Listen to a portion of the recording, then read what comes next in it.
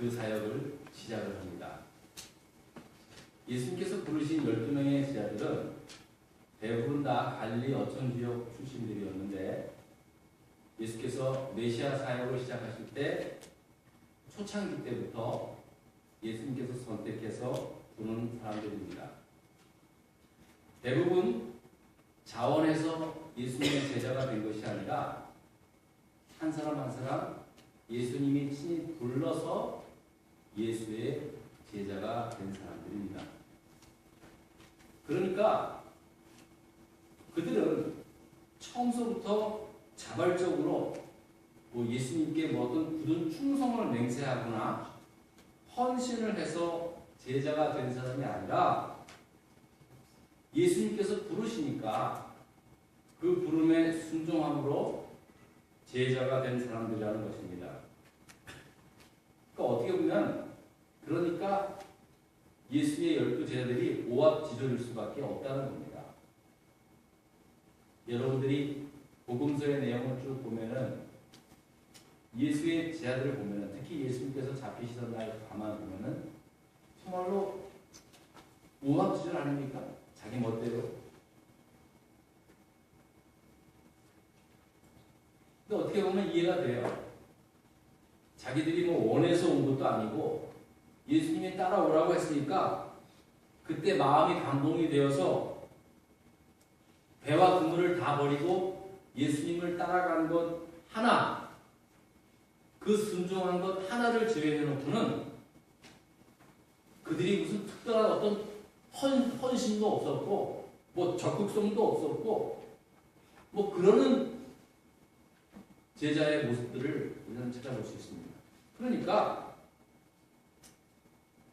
다른 말로 말하면 작정해서 자기의 의지를 다해서 따르고자 하는 사람들과는 좀 다를 수밖에 없다는 겁니다. 그러나 그렇다고 해서 순수하게 자기 의지를 통해 자원해서 제자가 되려는 사람들이 없었던 것은 아닙니다. 그런 사람들이 없어서 제자를 못 삼는 것도 아닙니다. 오히려 오늘 본문에도 보면은 어디든지 예수님께서 가시는 곳에 내가 따르겠습니다. 이렇게 적극적으로 나온 사람들도 있었습니다. 이 사람뿐만이겠습니까? 예수님께서 하시는 말씀, 행하시는 이적을 보고 나도 이제 평생을 저 예수님과 같이 이런 일들을 하면서 살아가야겠다. 그렇게 자발적인 헌신과 결단이 있었던 사람들이 많았을 겁니다. 하지만 오히려 자기 의지로 자원하는 사람들은 결국 자기 의지에 한계가 있었음을 여실히 보여주는 장면이 오늘 본문에 소개하고 있습니다.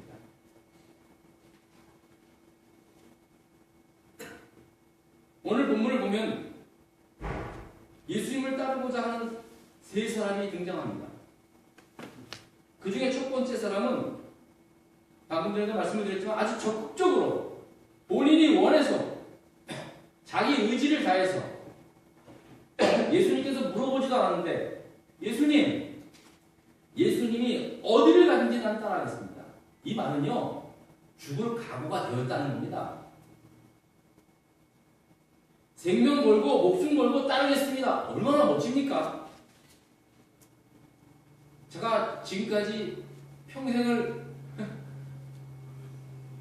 한 20년 동안 담임 목회를 하고 있는데 아직도 한 사람도 목사님 어디를 가든지 내가 목사님과 함께 가겠습니다. 그런 사람 못 봤어요. 억지로 끌려오는 한 사람은 있더라고요. 우리 집사람. 근데 나한테 어떤 사람이 이런 말 하면은 저는 감동이 될 것 같아요. 와, 안 그렇겠습니까, 여러분? 그런데 예수님께서 뭐라고 대답합니까? 예수께서 이르시되 여우도 굴이 있고 공중의 새도 집이 있는데 인자는 머리 둘 곳이 없도다라고 말씀합니다. 어떻게 보면 예수님이 어디를 갔지 난 따르겠습니다라고 그렇게 적극적으로 나온 제자에게 굉장히 예수님의 대답은 전혀 뜻밖의 대답을 하고 있는 것입니다. 그러면 도대체 예수님의 말씀은 무엇을 의미하고 있습니까? 예수님의 대답 속에 어디든지 예수님을 따르겠다라고 하는 그 사람의 그 마음속이 어디에 있는지 사실은 알게 하는 그러한 예수님의 대답이었습니다. 무슨 말씀이냐면 예수님께서 어디든지 주님 가시는 곳에 내가 따라가겠습니다라고 말은 하지만 예수님이 그 마음, 속마음을 알고 있는 거예요. 예수님께서 여우도 굴이 있고 공중의 새들도 살아갈 집이 있는데 인자는 머리둘 곳이 없다라는 말씀은 뭡니까?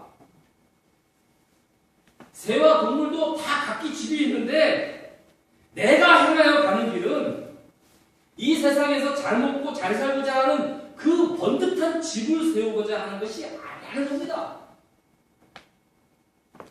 당신들이 추측하고 상상하는 그런 고대 방식이 아니라는 겁니다.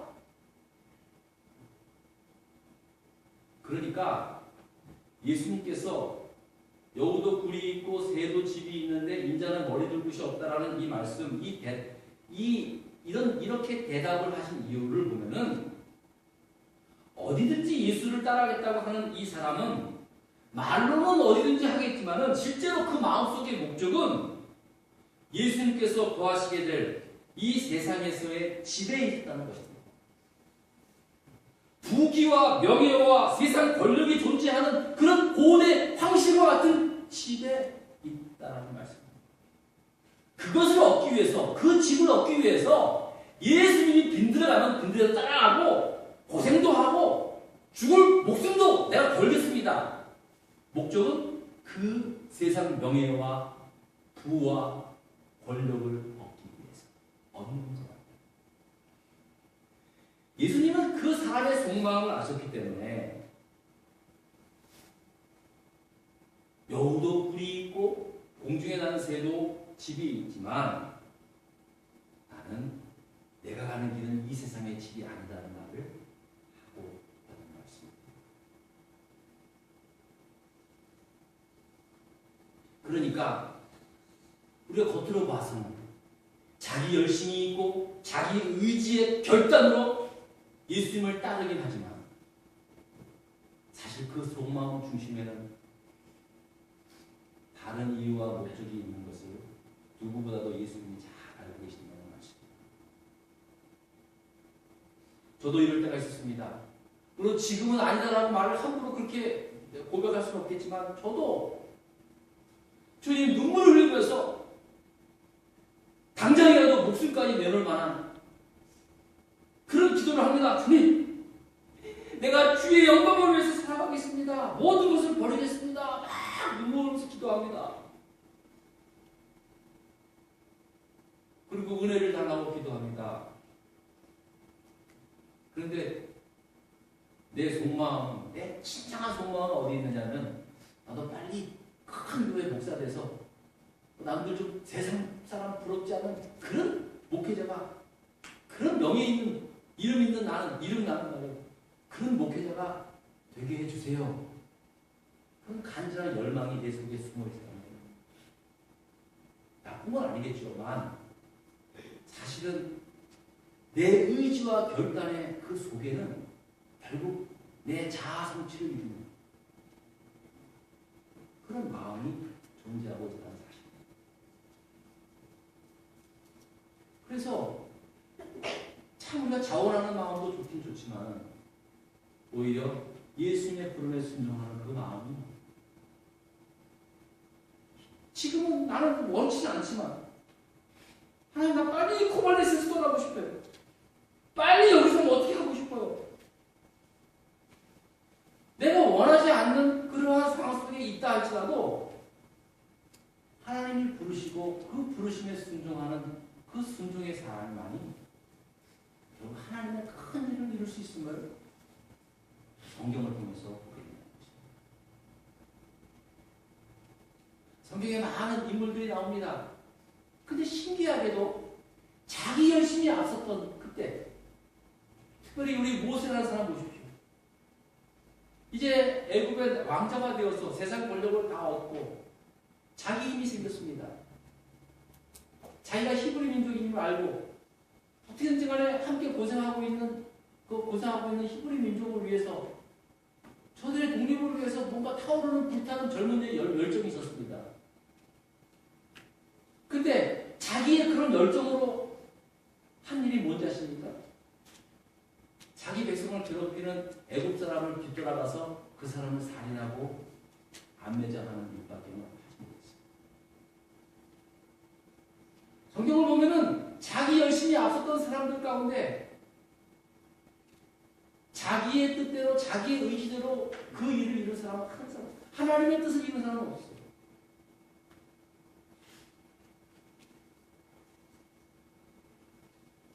그렇다면 하나님의 부름에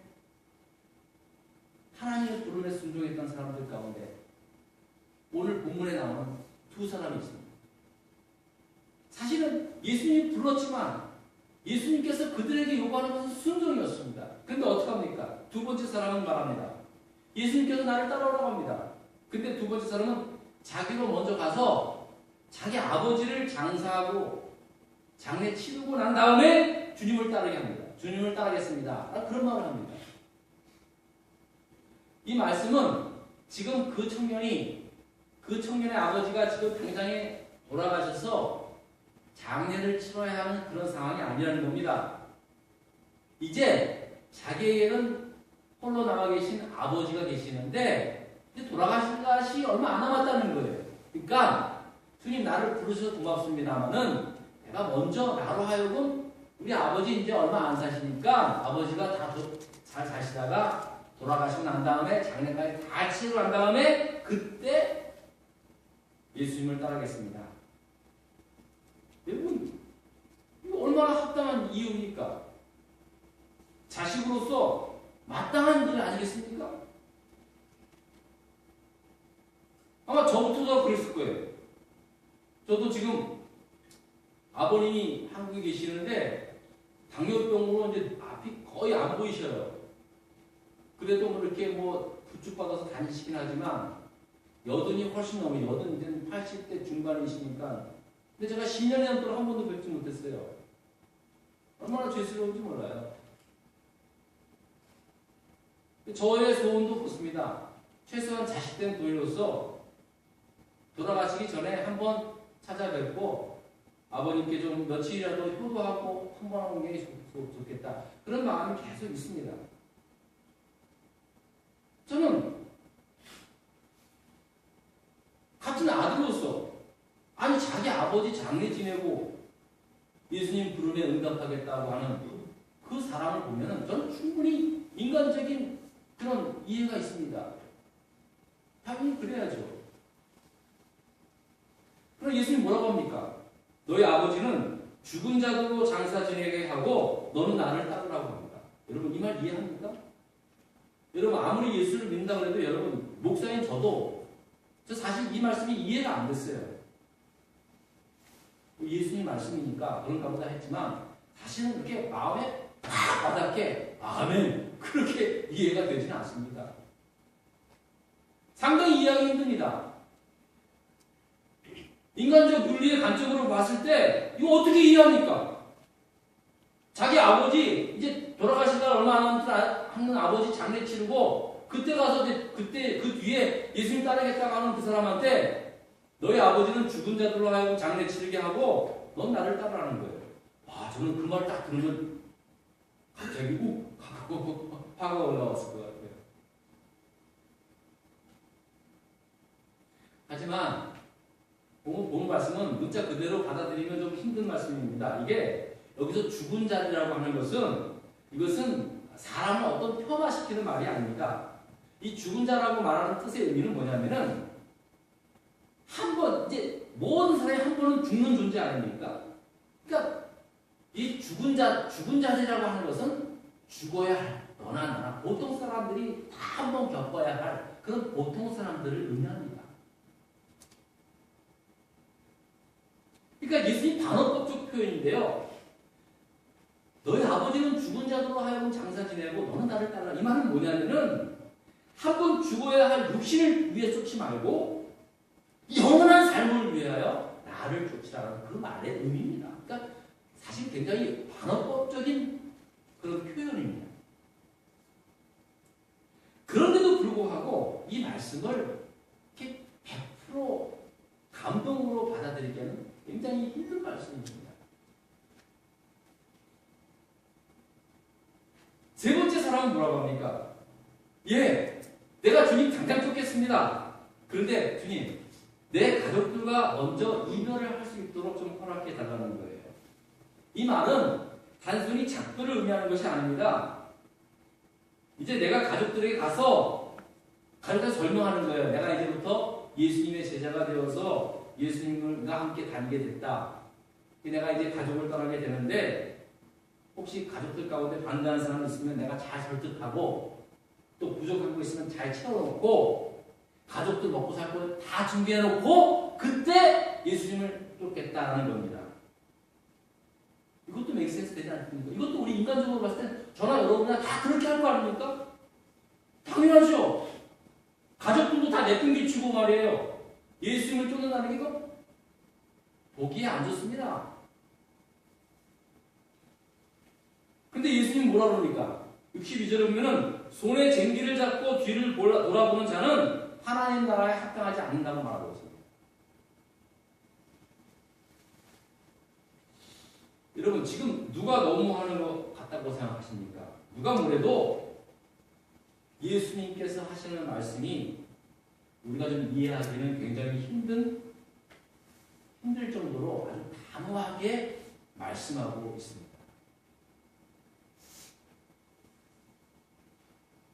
분명히 인간적인 윤리적 상황을 놓고 봤을 때는 상식이 있는 사람이라면 예수님 말씀처럼 쟁기를 잡고 뒤를 돌아보는 자, 이 말을 이런 사람이 하나님 나라에 합당하지 못하다고 말하기가 쉽지 않습니다. 자기 가장 가까운 가족, 자기를 낳아준 부모를 챙기고 자기가 이룬 가족을 챙기는 일이 사실은 우리에게 있어서 가장 우선순위 되어야 하는 문제 아닙니까? 그런데도 불구하고 예수님께서는 하나님 나라를 위하여 쟁기를 잡은 사람이 또 뒤를 돌아보는 것은 합당하지 않다는 말씀입니다.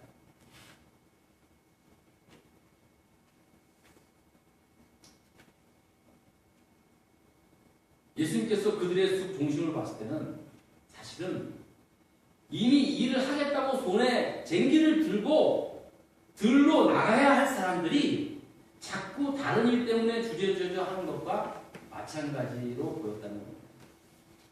그러니까 굉장히 내용적으로 봤을 때는 합당한 거지만 사실은 핑계에 불과하다는 겁니다.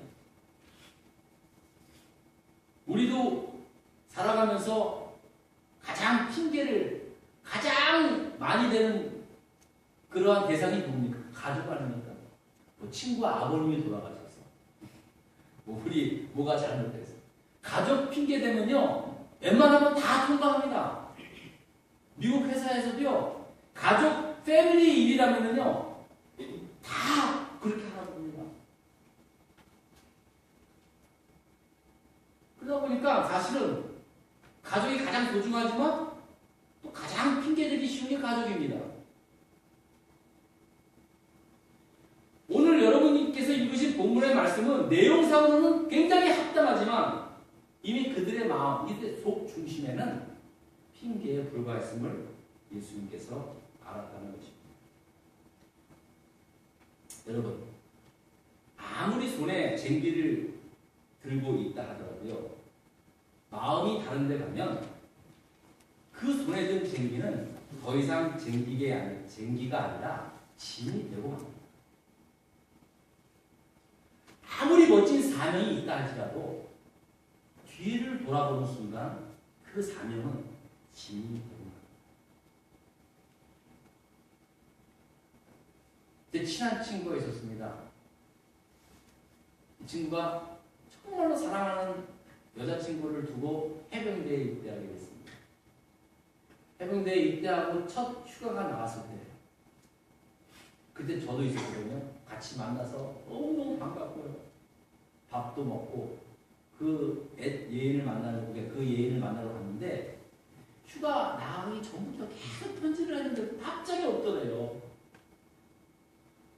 그래서 그냥 밥도 뭐 멍체 많지 빨리 가자는 거예요. 자기 애인이 살던 동네 갔죠. 갔더니 뭐 어떻게 만날 수 있습니까? 그런데 야, 이게 무슨 운명의 장난입니까? 그 버스 장묘장에서 새로 만난 남친하고 같이 버스를 타고 가더라고요. 손잡고. 그거를 저랑 똑같이 목격을 했어요. 와, 걔 얼굴 보니까 그때 지금도 잊지는 못하겠어요. 죽을 것 같더라고. 차에 탔는데 얘가 주체를 못하는 거예요. 자기 여자친구가 자기를 버렸다는 거죠. 그때 뭐 자세하게 말씀을 드릴 수 없지만 사고 쳐가지고 헌병대까지 끌고 가고 있어요. 제가 그때까지 다 있었어요. 제가 그 친구 때문에. 그리고 자대로 복귀에 들어갔는데 그 다음부터 얘가 군대 생활을 못하더라고요. 결국은 자해를 해서 의가사 제대를 했어요. 참 너무 안타까운 일이었습니다. 이런 마음이 딱 다른 데 가 있으니까요. 더 이상 그가 입고 있던 그 빨간 명찰의 해병대 제복은 더 이상 그에게는 명예로운 제복이 아니었어요. 그가 든 총, 무기, 그거는 그에게 있어서는 짐으로 다 추천한 거예요. 그럼 마찬가지입니다. 하나님께 헌신을 약속하고 주님의 부름을 받았다 할지라도 마음이 다른 데 가버리면요. 주님의 부르심이 그 헌신의 약속이 더 이상 신앙이 아닌 무거운 짐으로 변하게 될 수 있음을 알아야 합니다. 그래서 차라리 돌아서 자기 일을 하는 것이 훨씬 낫다는 겁니다. 저는 예수님께서 이렇게 예수님을 따르고자 하는 사람들에게 이렇게 모질게 왜 이런 대답을 했을까? 많은 고민을 했습니다. 충분히 이해할 수 있는 문제 아닌가? 저도요, 우리 교인들이 뭐 사정 얘기해서 뭐 얘기하면요, 마음은 그래도 좀 한번 하시지 라는 마음이 있어도 그 상대방 기분 안 날까봐 그렇게 하세요. 네, 그렇게 하셔야죠. 좋게 다 얘기합니다. 속으로는 끊을 때가 많아요, 자기는. 뭐 굳이 그래야 되는가? 근데 예수님은 단호합니다. 그럴 바에는 손에 쟁기를 쥐고 뒤를 돌아보는 자는 합당치 않다는 걸 단호하게 얘기합니다. 저는 그 예수님의 그 단호한 말씀 속에서 이게 좀 예수님의 뭔가 의도적인 마음이 있지 않았을까라는 생각을 해보게 되었습니다. 그러면서 문득 깨닫는 것은 차라리 그렇게 따르지 못할 바에야, 이 핑계 저 핑계 될 바에야 아예 그냥 고민하지 않도록 아주 분명하게 못 받게 하는 말씀이라는 생각입니다. 그래서 이 말씀을 듣고 회개해서 따라오든지 아니면 그렇게 걱정이 되고 짐이 되면 그냥 다 놓고 자기가 원하는 그 일을 하든지.